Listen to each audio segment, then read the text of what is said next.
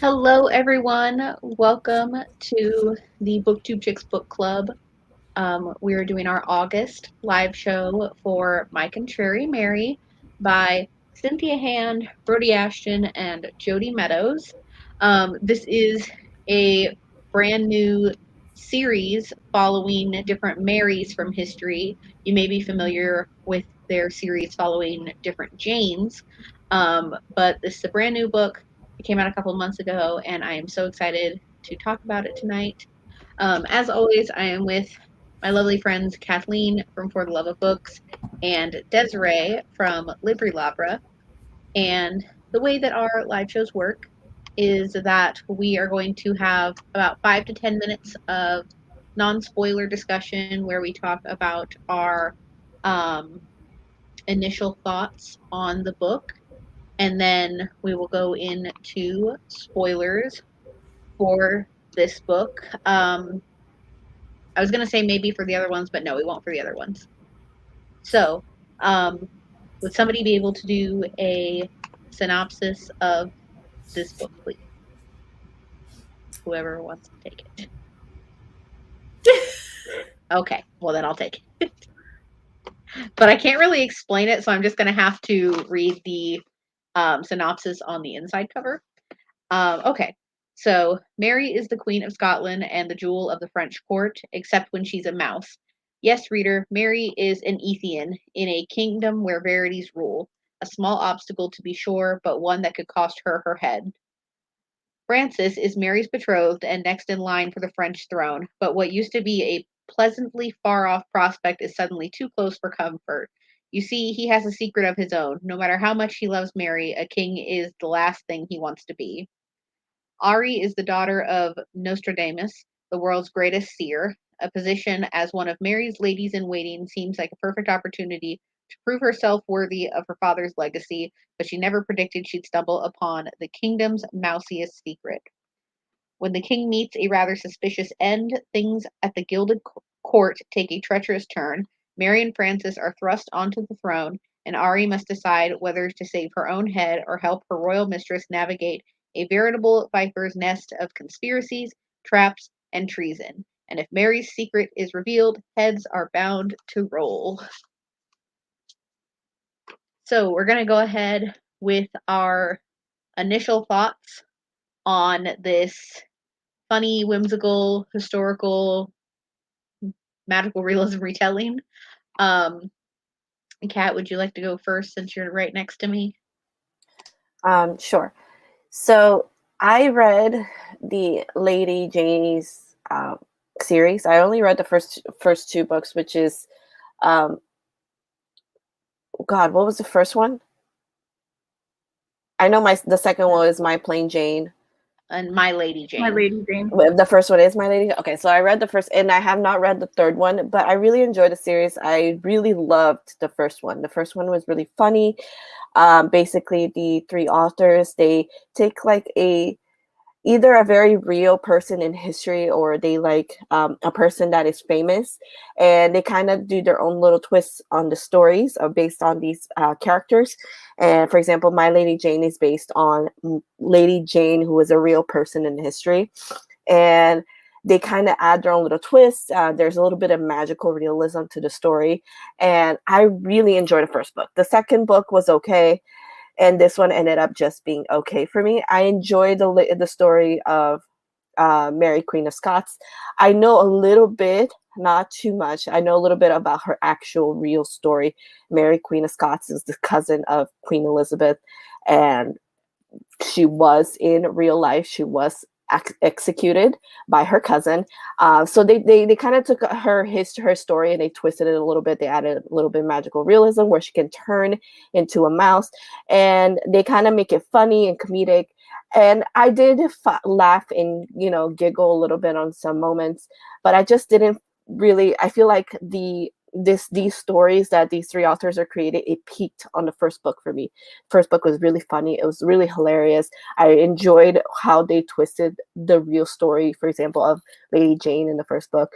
I guess I don't see them bettering as they write more stories based on real people. For example, of Mary, Queen of Scots. Not to say that the book was bad. I enjoyed it. It was fun.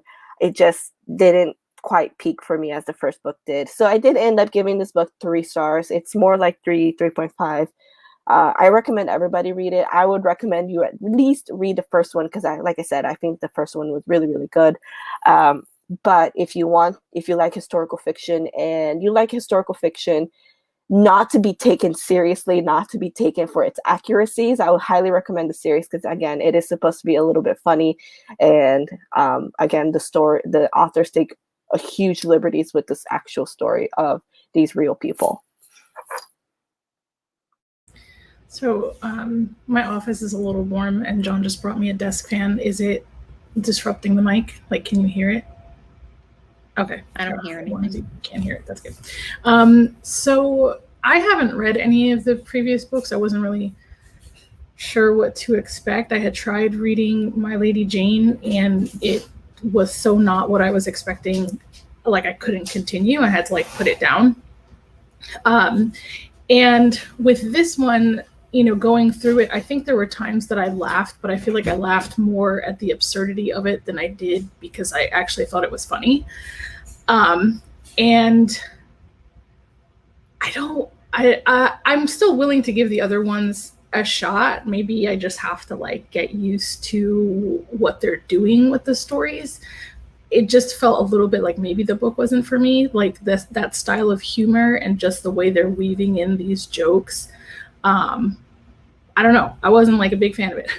I did enjoy the story though, and I do like the author's writing outside of that. It was just, I feel like every time they made a joke and they referenced a movie or something, it just felt like it kind of pulled me out of the story. So like Kat, I feel like I gave it like a 3.5-ish. I usually try not to give like half stars, but I don't think it was quite a 3 because I did care about Mary's story and what was going on with Francis and all that. But I couldn't quite give it a 4. So I have been following this series since My Lady Jane, and I actually did read the last Jane book probably at the end of last year. So I can understand what's being said about how the peak of these historical works was the first book. I was still really excited to pick up this book because I feel like one of the things I love about the series is that they don't really build upon each other. I prefer to read them in published order, but you can read it on its own, which I really like. And I think it just gives a fun, whimsical twist to a different person in history, which is great because I don't tend to gravitate towards historical fiction.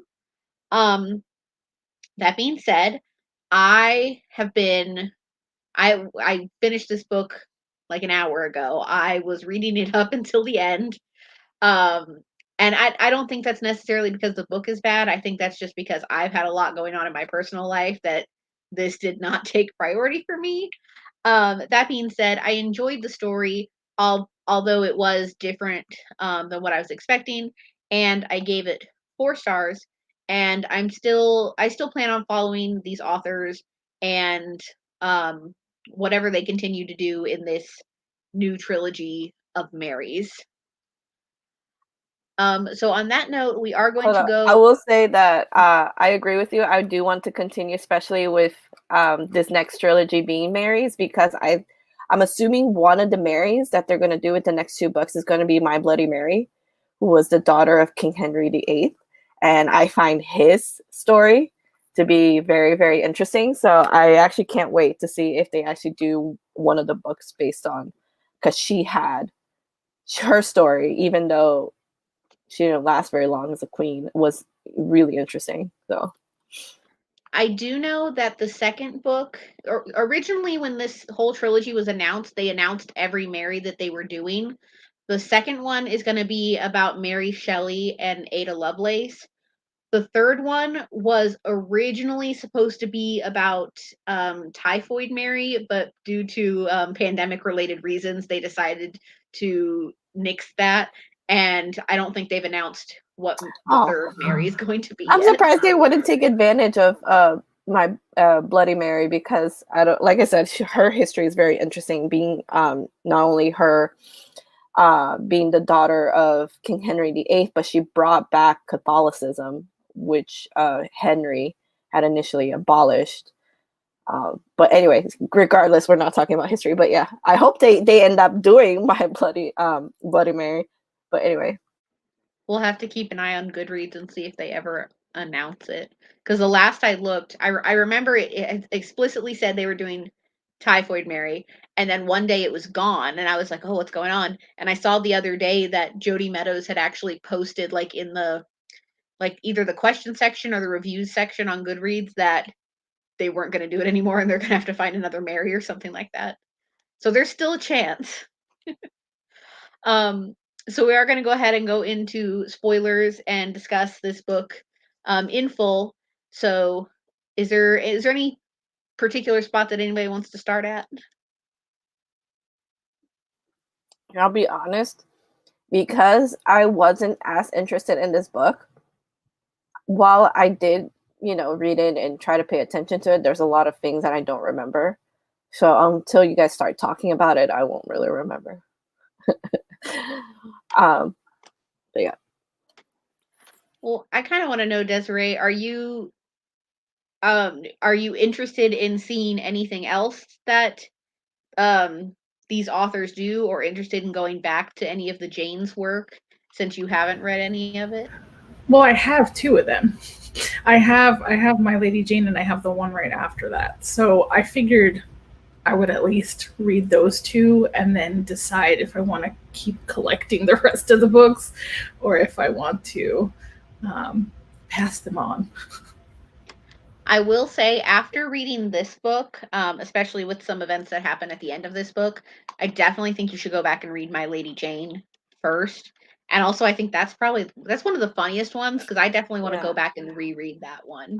And I understand what you're saying, that you just couldn't, the humor it's just different. You kind of really have to get used to the writing style and how much liberty they take with the original story. And just not only that they tend to do these little different comedic, how should I put that? Like for example, they break the fourth wall a lot, the actual narrators talk to the readers. So you just kind of gotta have to get used to the writing style. And once you do, I feel like you will enjoy the story. Because personally, when I first started reading My Lady Jane, I wasn't into it until I kind of try to tell myself, break out of the traditional reading experience and try to focus on what the story is trying to do. And I ended up really enjoying it. I didn't mind the breaking of the fourth wall at all. I feel like Nevernight does that. And so I don't, Nevernight, Deadpool, whatever, it happens and I don't mind that so much. It was just the jokes. I don't know if it was just the time frame, right? Because we're here talking about historical fiction and things that have happened.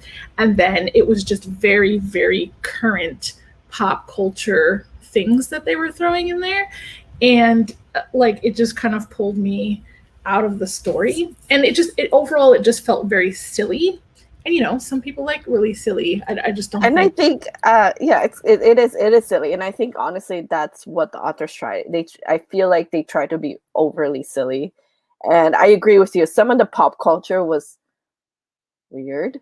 On this last book, there was I didn't write it down, so I don't remember what the pop culture references to were. But there were a couple. I was like, I understand that reference, but. Like I said, I feel like it's just either you get used to the writing style and you start to enjoy the book, or it's just it ends up being not for you. And I understand why some people don't really maybe don't really not like necessarily the mesh of modern culture and what being a historical story. Because there was I think there was two Frozen references in the first couple of chapters, and then there was a Titanic reference when Ari was talking about her first Yeah. vision or whatever, and how she's not a prognosticator. Oh yeah, that's right. I remember. That's one of the references. Yeah. I remember that. And then like, so I listened to it, and and John was listening with me, but he was kind of playing a game. And so I looked at him. I was like, "Did you hear that?" And he was like, "No, what?" And so I had to play it back for him, and he was like, "Oh my god!" But you know, like every time Ari had a vision, it was like a different movie. I think like I heard Braveheart quotes in there. I know that she referenced to John Green too. There was definitely Star Wars. Oh yeah, something about a bunch of abundance of Catherine, and I was like, oh, I know that one. But yeah.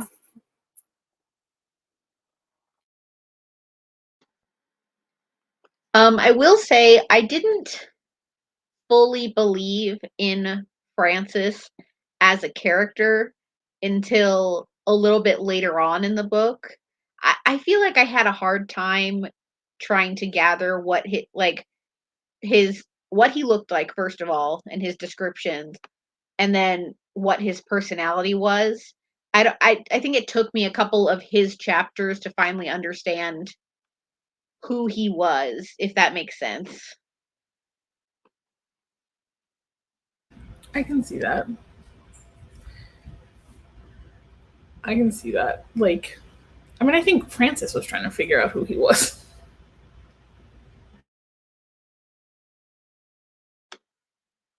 And you know, one thing. Oh, go ahead. Sorry, go ahead.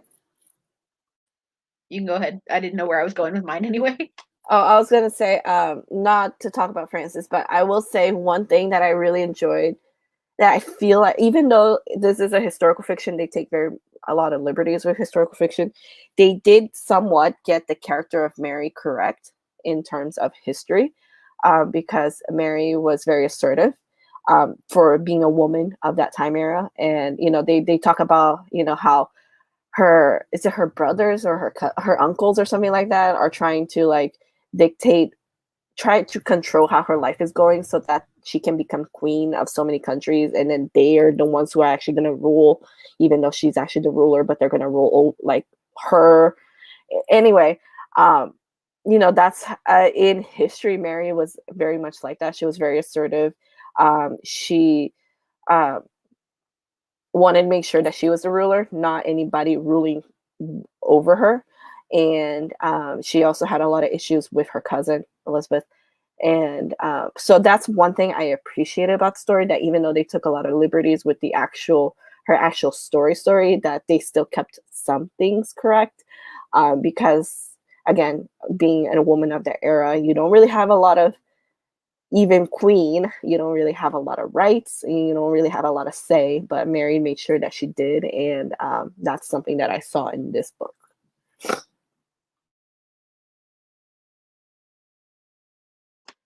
I feel like I did really enjoy the development of the relationship between Mary and Frances.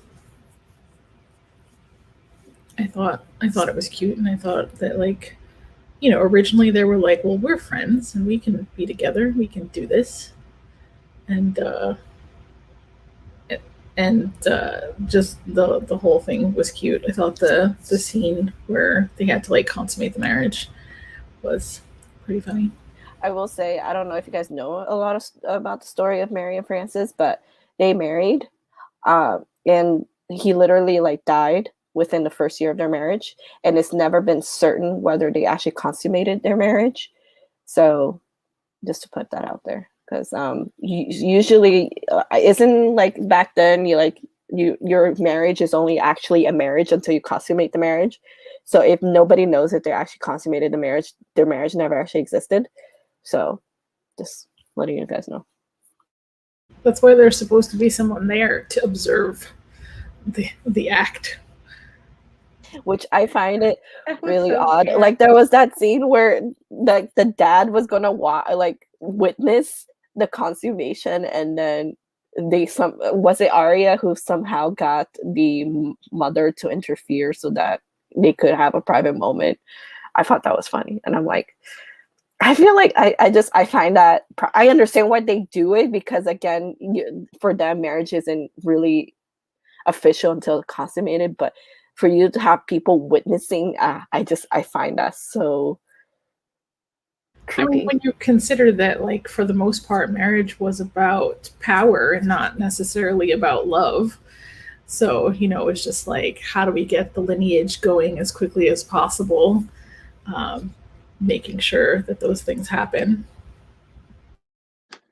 I think that's one of the things that I really like about these books is that I don't really have to have an understanding of who the person was in history to be able to enjoy it. And like even like on the cover, maybe not necessarily with this one, like these little white like written in sections kind of give like little hints to what's going to happen in the story. So I feel like even like because I'm not a historical fiction fan, even not fully knowing who somebody is in history, it kind of helps it helps me enjoy the story because I kind of put like accuracies aside and just like fall into like the magical realism aspect. Not that having accuracies in your brain is a bad thing. I just think it lets me fall more into the magical aspect.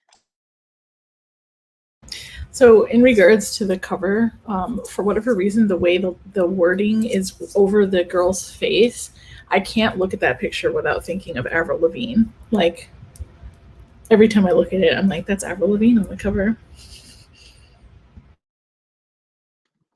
This is probably one of my favorite covers that they've done out of all 4 of the books. And I remember before when they originally announced the cover and showed it, the lettering was like this god awful bright yellow. And I'm really glad that they mellowed it out with the green. I like that one. I remember seeing that. I actually like the yellow. No, it was so ugly to me. That's the other thing, like about like these books, they have such good covers. Whoever does their cover art is fantastic.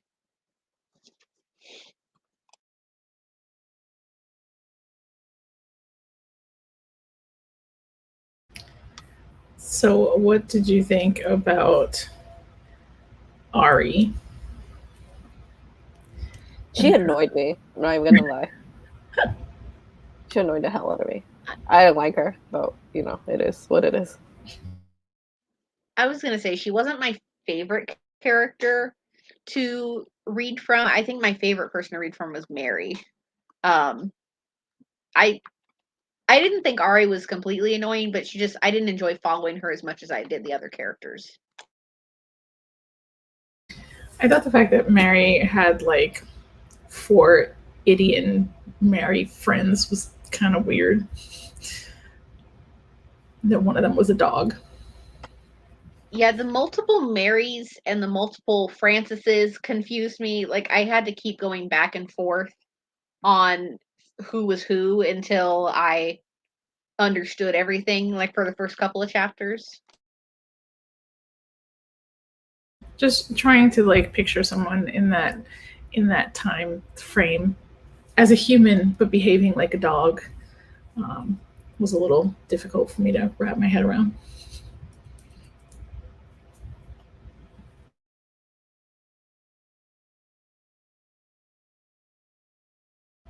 Francis's mom was a jerk. I feel like this story was filled with a lot of villains, like Francis's mom, Queen Catherine, and then Mary's uncles were all villains for different reasons, and they were working to get what they wanted, which contradicted the others. And I think that there were a lot of villains pulling the characters in a bunch of different directions, if that makes sense. There was a part where like they changed Francis and we were like, what is going on? What has he been turned into? And then they referenced that old lady who swallowed a fly. And I was talking to John about it, and he was like, I don't know what you're talking about. I was like, you've never heard the old lady who swallowed a fly song? And he was like, no. So I had to play it for him. And then he was like, why do we sing that to our kids? Like, I didn't. So weird. I don't know what that is either. What? No. I'm gonna have to send it to you after this. Then. Yeah, you're gonna need to to listen to that. And I think it's a book too. I never even heard of that. Another character that I had a really hard time with like believability because he was so over the top is the original king. I can't remember his name. Is it Henry? The Francis's dad. Let's just put it that way. I had a really hard time with his character.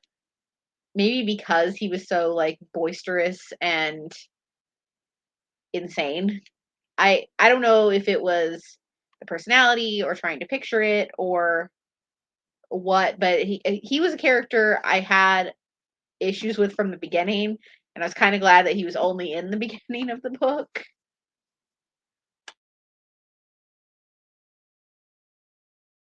Yeah, I honestly he reminded me a little bit of how YA authors would write a king, like someone who is very pompous, kind of rules everybody, but not necessarily like in a mean way. He's more just like, I'm the king and you have to listen to me regardless whether you want or not. So he was just like, when they were like, every scene that he was in, this is just like the image that I have of him, of this king that every YA author writes as, like someone who's very pompous, very I wouldn't say like, again, not mean, but just someone who's powerful and everybody has to listen to regardless of whether what they want to or not.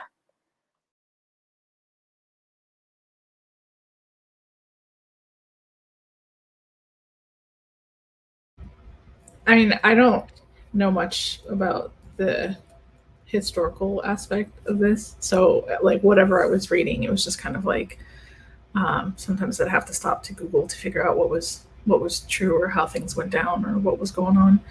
Um, but him dying was sad, I thought, and Francis seemed very unprepared for what was going to happen and how everybody was like, the king is dead, long live the king. I also feel like not just like him, I don't, to be honest, I don't know how he died. Like I don't really care about King Henry, whatever Henry he is, but I feel like every king in history dies suddenly, like just dies, and I don't know, like whether by accident or health reasons, and then they leave their poor children to take over, and then they die, and I just find it really funny. It's like they like they plan it. Somebody's probably planning it. And there were Very a true. lot of like references to like, oh, the king is going to live forever, the king is going to be the king for a really long time, and I'm like, when there were so many references of that, I'm like, that's how you know he's going to die.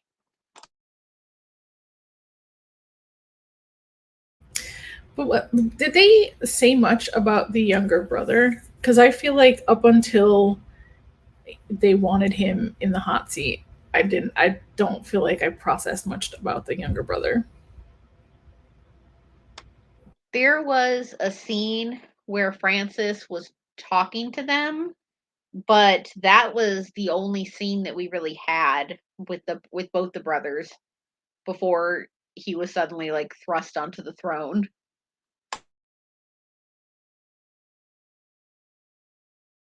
But what was like the mother's reasoning other than, I guess, she saw Francis as weak because he always got ear infections? She wanted to she wanted to rule, but she couldn't rule because of whatever reason, because Francis, I guess, was the king. So by getting Francis out of the way and the brother not being old enough to rule, she ruled in his place. Can't trust anybody. it's, it's so true. Like I feel like we read a lot of like fantasy books where there's so much betrayal, but then you gotta realize history, like even in real life, our history is full of betrayal. Even not even just history, just in general, like life right now is just full of betrayal, and I find it funny. What did you guys think of at the end where Mary's mother revealed herself to be like she wasn't really dead. She had faked her death, and she was just this old woman until they revealed herself to be Mary's mom. Wait, can you repeat that? So at the end of the book, when like the final climactic moment is happening, and like everything is solved, the Mary's mother reveals herself and that she had faked her death and she wasn't really dead, and everything was kind of like a test for Mary. What did you guys think about that? I didn't really like that. I kind of didn't understand the whole point of that. Like it just seemed like it would have been better to be by Mary's side and help her and guide her. So it just I don't know. I thought that was a little strange. I agree. I could have done without the scene. I didn't think it was necessary because before she had even revealed herself, Mary had already taken care of her uncles and taken care of all these issues. So I feel like we could have done without that scene. I honestly don't think I've ever been a fan of any story where there's a character that fakes their own death to help like the other characters. It just never seems like that's the way to go.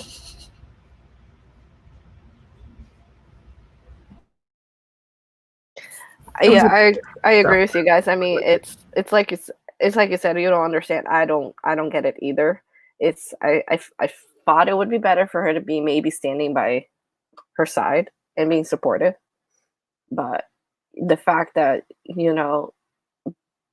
she faked her own death and did not let Mary know, and it kind of just sent Mary onto this path of trying to make it didn't make any sense to me personally either.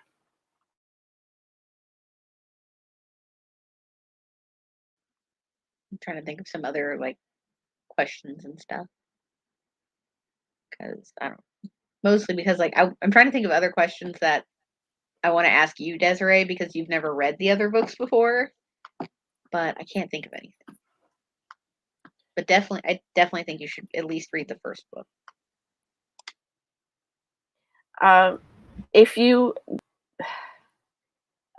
it was all of us reading this book for the first time and we weren't telling you how great the first book is, would you consider reading it?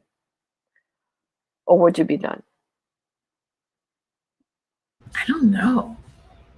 I'm kind of weird though because I know people will be like, "Oh, read this other book because it's better," but I prefer to like escalate in a way where like I'd rather read the bad stuff first so that I can eventually get to the good stuff. So it like works its way up. So if the first one is like the best one, I would like save that for last, probably. I mean, I wouldn't say that the other, like, again, I only read the second book, which is My Plain Jane. So I wouldn't say it just for me personally, my favorite book was just the first one.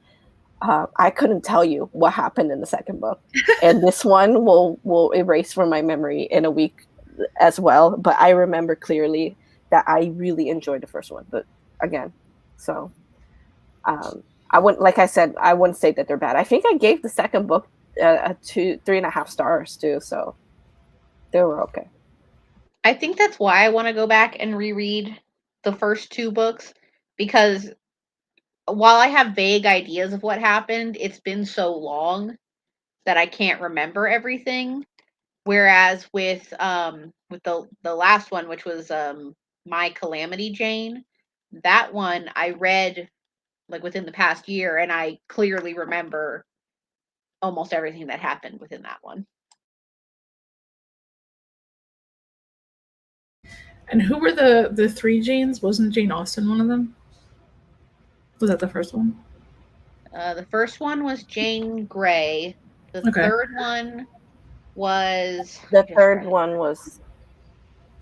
was Calamity Jane. I'm trying to remember. Hold on, let's see. My Jane, that's it.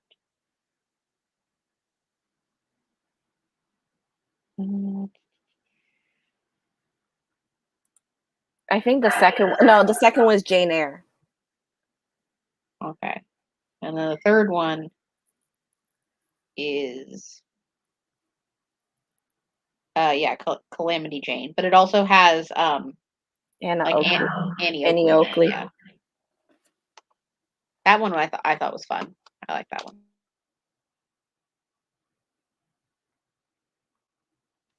Wait, And that one, I think. Go ahead. Sorry, go ahead. You can finish your thought. I was gonna say, and the last one was like more Western than anything else, but I still thought it was fun. I think what was impressive though is that I can't really think of too many books that I've read that had more than 2 authors. So the fact that there was like 3 authors, I'm not super familiar with each author's work. Like I've only read that dragon book by Jodi Meadows, but to me it didn't feel like you could identify the separate authors. So I'm curious as to what their like writing process was, like if each person got a specific chapter or how they divvied it up. But for the most part, it seemed to flow very cohesively and naturally. So I thought that was kind of impressive. So good for them for like being able to put out multiple series, and they clearly have an audience. So I agree. The writing style is very seamlessly done. And especially because when we read the Jodi Meadows book, I didn't care for it, but I know I really enjoy these books.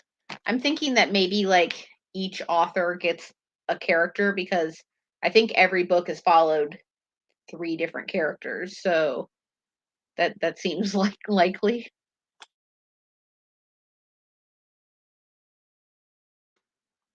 One thing with this series, whereas with the Jane series, is currently Goodreads has them listed as coming out one every year, whereas with the Jane's books, they were always every other year, which made the wait even longer.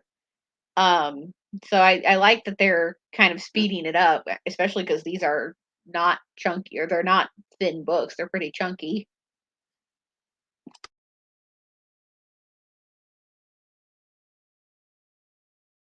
I don't know if the narrator for this book is the same one that did the Janies, but I thought the narrator for the audiobook was really, really good.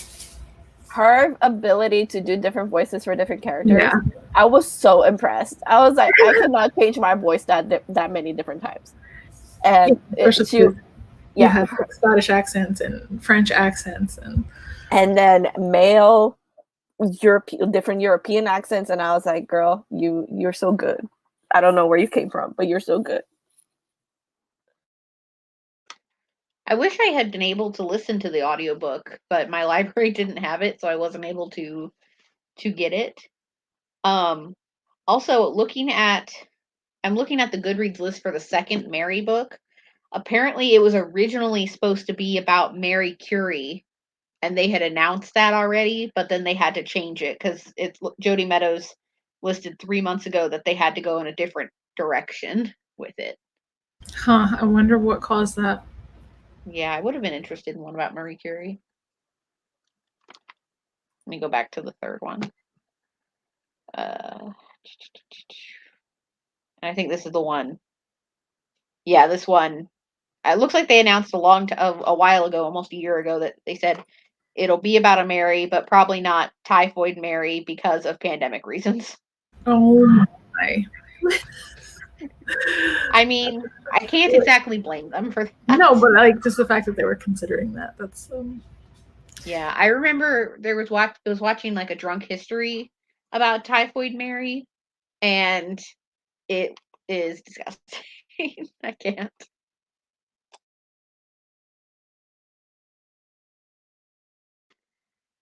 So is there anything else we would like to talk about with this book, this series, this anything?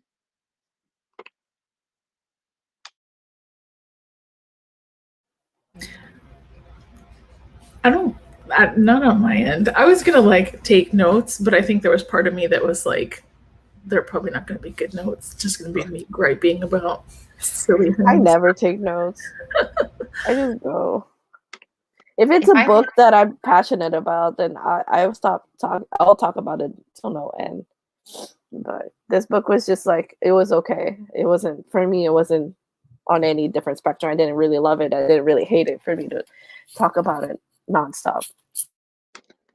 if I'd had more time, I probably would have taken notes, but past 2 weeks have been a little crazy, and I just had to binge read this book within a week. So it was a rough time, but I got it done. So I guess on that note, we can just do a little recap of our thoughts and feelings, and then talk about September.